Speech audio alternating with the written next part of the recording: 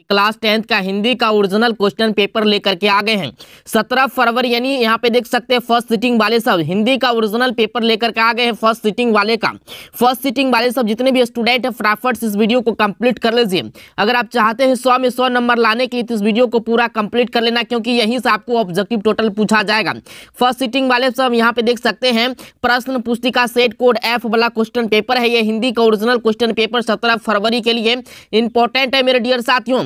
ये 106 प्रश्न रहेगा। टोटल कुल प्रश्नों का संख्या कितना रहेगा? 106 प्रश्न रहेगा। समय 3 घंटा 15 मिनट दिया जाएगा। अगर आप लोग चाहते हैं सबसे अच्छा नंबर आए तो इस वीडियो को पूरा कंप्लीट कर लेना, क्योंकि यहीं से यह ऑब्जेक्टिव पूछा जाएगा मेरे डियर साथियों। खंडवा में वस्तुनिष्ठ प्रश्न रहेगा, जिसमें कि 1 से लेकर 100 तक ऑब्जेक्टिव रहेगा। 50 ऑब्जेक्टिव आपको जो है रंगना है। चलिए हम यहाँ पे बारीकी से टोटल ऑब्जेक्टिव करेंगे, क्योंकि यही ऑब्जेक्टिव आपको लड़ेगा 100% गारंटी के साथ। यहाँ पे ऑब्जेक्टिव सॉल्व करके आपको दिया जा रहा है ताकि एक भी ऑब्जेक्टिव आपका गलत ना जाए। यहाँ पे पहला प्रश्न है, यहाँ पे एथेंस किस महादेश में है बाबू? एथेंस यूरोप में है बाबू, याद रखना। टोटल ऑब्जेक्टिव यही रहेगा। फर्स्ट सिटिंग वाले सब ध्यान से इसको जो है सुन लीजिए और ज़्यादा से ज़्यादा आप लोग शेयर कीजिए वीडियो, क्योंकि फर्स्ट सिटिंग में जितने भी स्टूडेंट हैं आपको जो यही ऑब्जेक्टिव रहेगा मेरे डियर साथियों 100%। दूसरा नंबर प्रश्न में टॉल्स्टॉय कौन थे बाबू? टॉल्स्टॉय जो है रूसी लेखक थे बाबू, याद रखना। ये टोटल ऑब्जेक्टिव ये सेम ऑब्जेक्टिव रहेगा। यहाँ पे ऑब्जेक्टिव को सॉल्व करके दिया जा रहा है आपको। क्वेश्चन नंबर 3 में कौन मनुष्य के संपूर्ण जीवन से संबंध है बाबू? तो साहित्य जो है मनुष्य के संपूर्ण जीवन से संबंध है बाबू, याद रखना। ये टोटल ऑब्जेक्टिव मेरे डियर साथियों यही रहेगा। क्वेश्चन नंबर 4 में यहाँ पे बिरजू महाराज का साक्षात्कार किसने लिया बाबू? तो इस रसीम वाजपेयी ने। ऑप्शन बिल्कुल जो है सी राइट आंसर हो जाएगा। अगला प्रश्न देखेंगे यहाँ पे क्वेश्चन नंबर 5 में बिरजू महाराज का जन्म किस वर्ष हुआ था बाबू? तो 1938 ईस्वी में हुआ था, याद रखना। टोटल ऑब्जेक्टिव यही रहेगा फर्स्ट सिटिंग में। फर्स्ट सिटिंग वाले सब जितने भी स्टूडेंट है फटाफट कंप्लीट कर लीजिए। एवेन्यू क्या है बाबू? तो ईसाई मठ हो जाएगा। ऑप्शन बिल्कुल ये राइट आंसर हो जाएगा। एवेन्यू क्या है बाबू? तो ईसाई मठ है। इसके बाद अगला प्रश्न देखेंगे यहाँ पे क्वेश्चन नंबर 7 में बहुवचन नामक पत्रिका का संपादन निम्न में से किसने किया बाबू? तो गुणाकार मूले ने किया था, याद रखना। अगला प्रश्न देखेंगे यहाँ पे क्वेश्चन नंबर 8 में दिया है लेखक विनोद कुमार शुक्ल को साहित्य अकादमी पुरस्कार किस वर्ष प्राप्त हुआ? तो बाबू 1994 ईस्वी में जो है यानी विनोद कुमार शुक्ल को साहित्य अकादमी पुरस्कार मिला था, याद रखना। 1994 ईस्वी में। इसके बाद यहाँ पे क्वेश्चन नंबर 9 में दिया है नौबत खाने में इबादत शीर्षक पाठ साहित्य की कौन विधा है बाबू? तो व्यक्ति चित्र है। क्या है? व्यक्ति चित्र, याद रखना। ये टोटल ऑब्जेक्टिव मेरे डियर साथियों 100% आपको रहेगा। कोई संस्कृति जिंदा नहीं रह सकती अगर वह दूसरों की संस्कृति का क्या करने की कोशिश करती है। तो मेरे डियर साथियों इसका जो राइट आंसर होगा बहिष्कार, यानी बहिष्कार अगर कोई किसी संस्कृति का करेगा तो वो जो है उसका भी सांस्कृतिक नहीं रहेगा, याद रखना। इसके बाद क्वेश्चन नंबर 11 में है परिवार शब्द का विशेषण क्या होगा? तो सीधी सी बात है पारिवारिक होगा। ऑप्शन बिल्कुल जो है बी राइट आंसर होगा। परिवार शब्द का विशेषण क्या होगा? तो पारिवारिक हो जाएगा। अगला प्रश्न देखेंगे यहाँ पे 12 नंबर में कह रहा है कि क्रिया का मूल क्या है? क्रिया का मूल धातु होता है बाबू, याद रखना। क्रिया का मूल धातु होता है।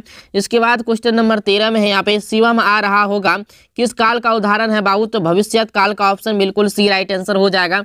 अगला प्रश्न देखेंगे यहाँ पे जिसका कर्म हो या जिसके साथ कर्म की संभावना हो उसे कहते हैं, उसे हम लोग सकर्मक क्रिया कहते हैं बाबू।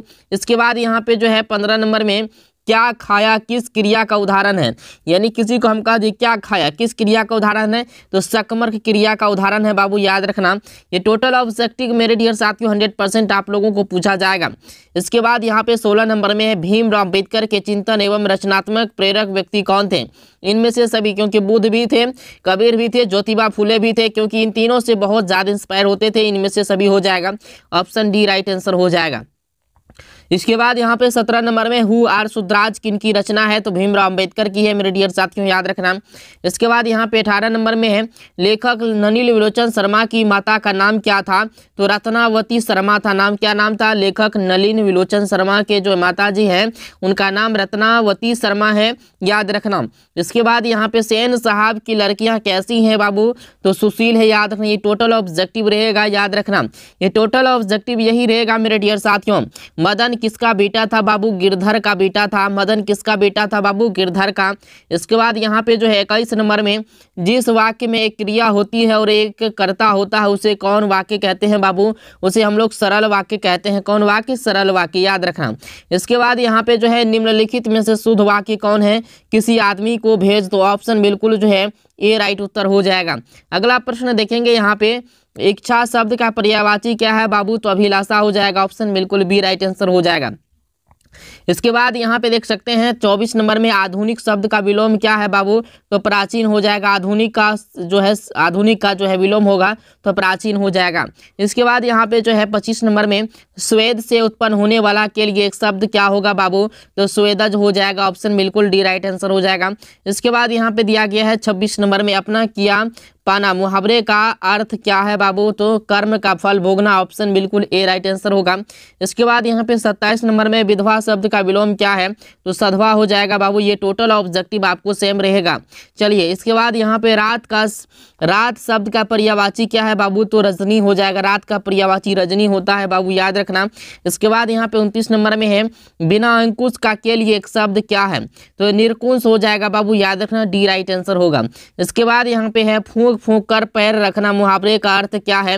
तो सोच विचार कर काम करना। ऑप्शन बिल्कुल ए राइट उत्तर हो जाएगा। अगला प्रश्न देखेंगे यहाँ पे, पुष्करिणी किसकी रचना है बाबू? पुष्करिणी जो है किसकी रचना है? तो अज्ञेय जी का है, याद रखना। इसके बाद यहाँ पे 32 नंबर में है, मनुष्य और सभ्यता के विनाश की अंतर्व्यथा को अभिव्यक्ति करने वाली कविता में निम्न में से कौन है बाबू? तो एक वृक्ष की हत्या। ऑप्शन बिल्कुल जो है राइट उत्तर हो जाएगा। अगला प्रश्न यहाँ पे देखेंगे, निम्नलिखित में से नगर संवेदना के कवि कौन है बाबू? तो कुंवर नारायण है, याद रखना। इसके बाद अगला प्रश्न देखेंगे, वीरेन डंगवाल का पहला कविता संग्रह जो है कब प्रकाशित हुआ बाबू? तो सन 1991 में। ऑप्शन बिल्कुल सी राइट आंसर हो जाएगा।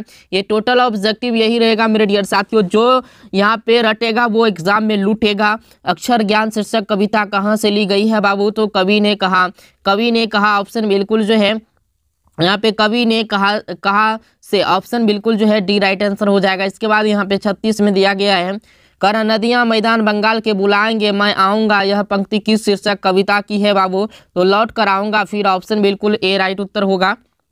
इसके बाद यहाँ पे क्वेश्चन नंबर 37 में है, रेनर मरिया रिल्के के पिता का नाम क्या था? तो जोसेफ रिल्के नाम था, याद रखना बाबू। इसके बाद यहाँ पे जो है, लाइफ एंड सॉन्ग्स कविता संकलन किसकी रचना है? तो जीवानंद दास का, याद रखें। टोटल ऑब्जेक्टिव मेरे डियर साथियों आपको रामबाण साबित होगा। लौट कर आऊंगा फिर शीर्षक कविता के अनुवादक का नाम क्या है? तो जयनंद शुक्ल हो जाएगा। क्या हो जाएगा? जयनंद शुक्ल, याद रखना। इसके बाद यहाँ पे 40 नंबर में दिया है, अक्षर ज्ञान शीर्षक कविता में अंग के ड को बेटा क्या समझता है बाबू? तो माँ समझता। ऑप्शन बिल्कुल जो है ए राइट उत्तर हो जाएगा।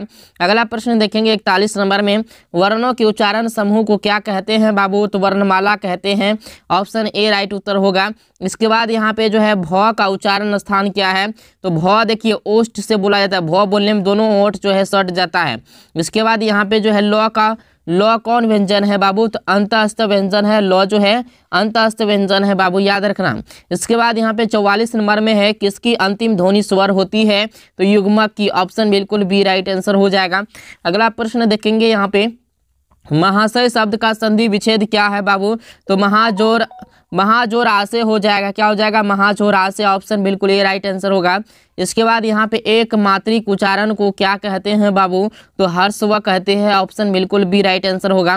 अगला प्रश्न देखेंगे, इसके बाद यहाँ पे 47 में, अक्षत्रज्ञ कौन व्यंजन है बाबू? तो संयुक्त व्यंजन है। ऑप्शन बिल्कुल सी राइट उत्तर होगा। अगला प्रश्न देखेंगे यहाँ पे, निम्न में से शुद्ध शब्द कौन है बाबू? तो ऊंचाई जो है शुद्ध शब्द है इनमें।